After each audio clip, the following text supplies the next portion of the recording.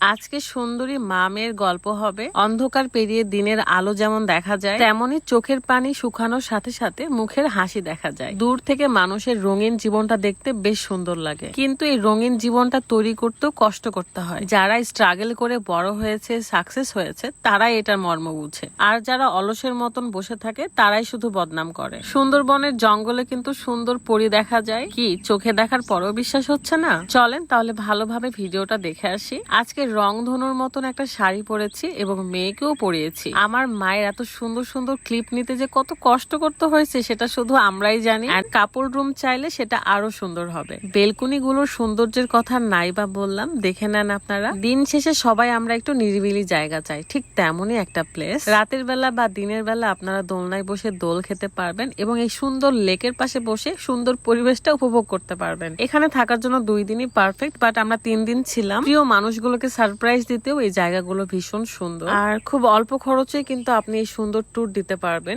আমার ভাবির কাছ থেকে কিন্তু আজকের এই শাড়িটা নেওয়া এবং খুব সুন্দর লাগছিল দুইজনকেই। আমার সুন্দর